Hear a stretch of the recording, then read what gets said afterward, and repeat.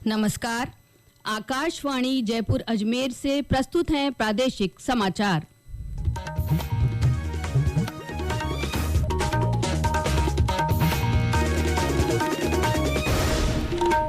मुख्य समाचार। प्रदेश भर में आयोजित शहरी और ग्रामीण सेवा शिविरों में लोगों का उत्साह। नगरीय विकास मंत्री ने लोगों से लाभ उठाने का किया आह्वान। सेवा पर्व के दूसरे दिन आज स्वनिधि योजना की स्वीकृति और ऋणों का वितरण होगा। राष्ट्रीय पुरस्कार विजेता फिल्म चलो जीते हैं का मंचन किया जाएगा। निर्वाचन आयोग ने ईवीएम मतपत्रों की स्पष्टता और पठनीयता बढ़ाने के लिए चुनावी नियमों के ईवीएम दिशा निर्देशों में संशोधन किया। और प्रदेश के पश्चिमी भागों से मानसून की विदाई शुरू, शेष भागों में अगले सप्ताह तक रवानगी की संभावना।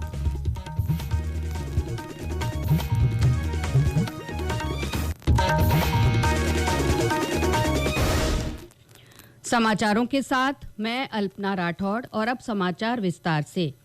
नगरीय विकास और स्वायत्त शासन मंत्री झाबर सिंह खर्रा ने कहा है कि राज्य सरकार की मंशा है कि राज्य की प्रत्येक योजना का लाभ अंतिम छोर तक पहुंचे और कोई भी पात्र व्यक्ति इससे वंचित ना रहे। सीकर में शहरी सेवा शिविर का उद्घाटन करने के बाद उन्होंने कहा कि सेवा शिविरों का उद्देश्य शासन और प्रशासन की जनता तक सीधी पहुंच बनाकर पारदर्शिता और सुविधा सुनिश्चित करना है।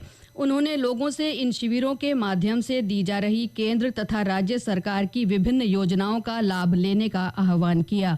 इस बीच राज्य भर में कल से शुरू हुई शहरी और ग्रामीण सेवा शिविरों को लेकर लोगों में उत्साह का माहौल है। सुविधाओं और सेवाओं का लाभ लेने के लिए पहले दिन ही बड़ी संख्या में लोग शिविर स्थल पहुंचे। 17 अक्टूबर तक चलने वाले इन शिविरों में लीज और अप्रूव्ड कॉलोनियों के पट्टों पर छूट, आपसी सहमति से जमीन तथा मार्ग विवाद निस्तारण, सफाई, रोड लाइट, पार्क मेंटेनेंस जैसी शिकायतों के समाधान के अलावा जन्म, मृत्यु, विवाह पंजीकरण, फायर एनओसी, ट्रेड लाइसेंस, नामांतरण, हस्तांतरण जैसी सुविधाएं और कार्य भी प्राथमिकता से किए जा रहे हैं। इसके अलावा पीएम और सीएम स्वनिधि योजना तथा सामाजिक सुरक्षा योजनाओं सहित विभिन्न योजनाओं के लाभ भी दिए जा रहे हैं। सवाई माधोपुर के लोहरवाड़ा में आयोजित शिविर में वयोवृद्ध लोगों को लाभ पहुंचाने से उनके चेहरे खिल उठे। और ब्यौरा हमारे संवाददाता से। जिले के लोहरवाड़ा निवासी 75 वर्षीय भूली देवी का जीवन कठिनाइयों भरा रहा। विरासत का नामांतरण कराना असंभव प्रतीत हो रहा था। ग्रामीण सेवा शिविर में पटवारी, भू अभिलेख निरीक्षक और तहसीलदार द्वारा मौके पर ही सुनवाई के बाद आवश्यक दस्तावेजों की जांच की और नियमानुसार मात्र 2 घंटे में नामांतरण का कार्य पूर्ण हुआ। जमाबंदी की नकल तैयार कराकर जिला कलेक्टर कानाराम के हाथों भूली देवी को सौंपकर राहत प्रदान की गई। विगत 10 वर्षों से लंबित समस्या का समाधान होने पर भूली देवी ने इसके लिए मुख्यमंत्री भजनलाल शर्मा और जिला प्रशासन का आभार व्यक्त किया है। सतीश वर्मा, आकाशवाणी समाचार, सवाई माधोपुर। इसी तरह करौली जिले में भी विभिन्न स्थानों पर आयोजित शिविरों में लोगों का उत्साह देखते ही बन रहा है। हमारे संवाददाता ने बताया कि नादौती उपखंड में लगाए गए शिविर में लोग बढ़ चढ़कर लाभ उठा रहे हैं। सेवा शिविर में लालसर गांव के रूपराम ने राजस्व रिकॉर्ड में त्रुटि सुधार के लिए आवेदन प्रस्तुत किया। सामान्यतः ऐसे प्रकरण एसडीएम कोर्ट में बरसों तक लंबित रहते हैं, जिससे आमजन को परेशानी और समय की हानि उठानी पड़ती है। लेकिन सेवा शिविर में उपखंड अधिकारी ने परिवार को गंभीरता से सुना और मौके पर ही प्रकरण दर्ज कर राजस्व रिकॉर्ड में नाम व पिता के नाम की शुद्धि के आदेश जारी कर दिए। यह सफलता इस बात का प्रतीक है कि सेवा पखवाड़ा वास्तव में सेवा ही संकल्प के ध्येय को साकार कर रहा है और आमजन को त्वरित और पारदर्शी सेवाएं उपलब्ध करा रहा है। बांके बिहारी शर्मा, आकाशवाणी समाचार, करौली। प्रधानमंत्री नरेंद्र मोदी के 75वें जन्म दिवस पर प्रदेश भर में आयोजित सेवा पर्व के तहत आज दूसरे दिन स्वनिधि योजना के तहत स्वीकृति और ऋणों का वितरण किया जाएगा।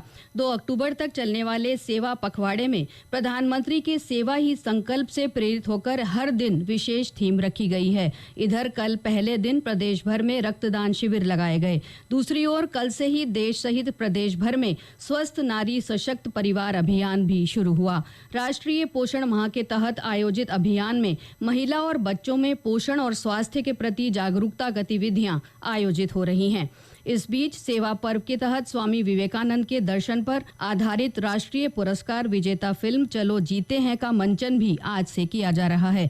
2 अक्टूबर तक देश भर के लाखों स्कूलों और 500 के करीब सिनेमा घरों में इस फिल्म का प्रदर्शन रखा गया है। फिल्म के प्रदर्शन के दौरान समाज के मूल नायकों जैसे चौकीदार, सफाई कर्मचारी, ड्राइवर, चपरासी और ऐसे ही दूसरे पेशे के कामगारों को सम्मानित किया जाएगा।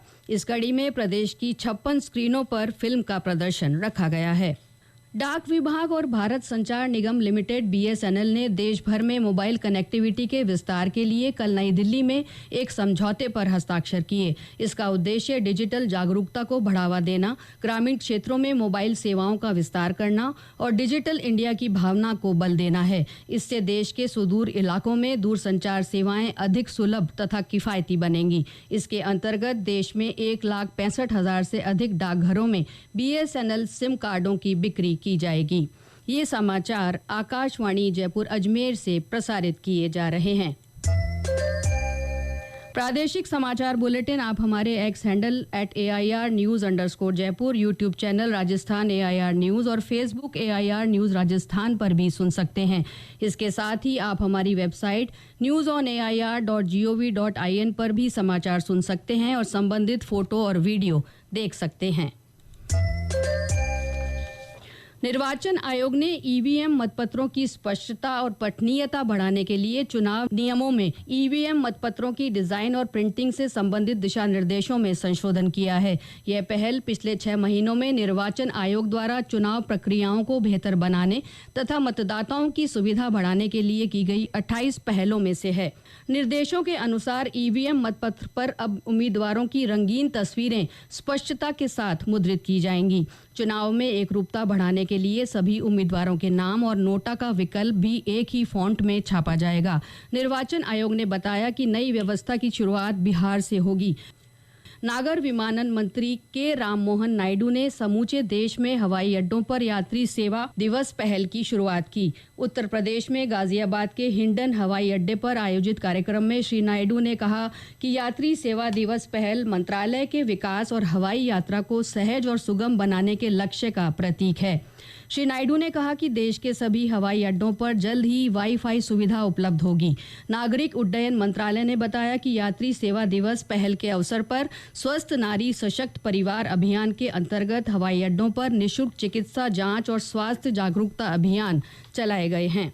प्रधानमंत्री नरेंद्र मोदी ने स्वतंत्रता दिवस के अवसर पर लाल किले की प्राचीर से वस्तु और सेवा कर GST में सुधारों की घोषणा की थी। प्रधानमंत्री के दृष्टिकोण को साकार करते हुए 3 सितंबर को GST परिषद ने देश के नागरिकों के जीवन को आसान बनाने के लिए प्रधानमंत्री नरेंद्र मोदी की GST सुधारों की घोषणा आगामी 22 सितंबर से धरातल पर लागू हो जाएगी। विभिन्न क्षेत्रों में की गई कर दरों में कटौती को लेकर देश भर में उत्साह का माहौल है।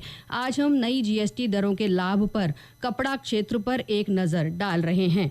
पेश है एक रिपोर्ट। मानव निर्मित रेशों पर GST की दर पहले के 18% से घटकर अब 5% रह जाएगी, जबकि हस्त निर्मित धागों पर भी GST 12% से घटाकर 5% की गई है। कपड़ा क्षेत्र में नई GST की दरों के लागू होने से मांग बढ़ने और निर्यात को बढ़ावा मिलने की उम्मीद है। 2,500 रुपए तक की लागत वाले रेडीमेड कपड़ों पर भी अब GST घटाकर 5% कर दिया गया है, जिससे देश के उपभोक्ताओं को सस्ते मूल्य पर फैशन के कई रंग मिल सकेंगे। भारतीय परिधान अब और भी किफायती हो जाएंगे। साथ ही वैश्विक बाजारों में देशी कपड़ों की निर्यात प्रतिस्पर्धा बढ़ेगी और भारत की वैश्विक कपड़ा केंद्र बनने की महत्वाकांक्षा को बल मिलेगा। समाचार कक्ष से मैं दीपेंद्र खंगारोत। प्रदेश के पश्चिमी इलाकों से मानसून की विदाई शुरू हो गई है। वहीं शेष भागों में से मानसून के अलावा कुछ दिनों में रवानगी लेने की संभावना है। मौसम विभाग के अनुसार पूर्वी राजस्थान में अगले कुछ दिन हल्की बारिश के आसार हैं। मौसम विज्ञान केंद्र जयपुर के निदेशक राधेश्याम शर्मा ने बताया कि आज से 22 सितंबर तक कोटा, उदयपुर संभाग के अलावा अन्य कुछ शहरों में बारिश हो सकती है। इस साल हुई अच्छी बारिश से राज्य के अधिकांश बांधों और जलाशयों में पानी की भरपूर आवक हुई है। और अंत में मुख्य समाचार एक बार फिर। प्रदेश भर में आयोजित शहरी और ग्रामीण सेवा शिविरों में लोगों का उत्साह। नगरीय विकास मंत्री ने लोगों से लाभ उठाने का किया आह्वान। सेवा पर्व के दूसरे दिन आज स्वनिधि योजना की स्वीकृति और ऋणों का वितरण होगा।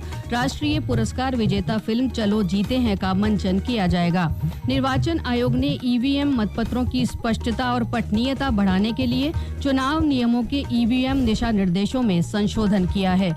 और प्रदेश के पश्चिमी भागों से मानसून की विदाई शुरू, शेष भागों में अगले सप्ताह तक रवानगी की संभावना। इसके साथ ही प्रादेशिक समाचार बुलेटिन समाप्त हुआ। हमारा अगला बुलेटिन दोपहर 1 बजे प्रसारित होगा। नमस्कार।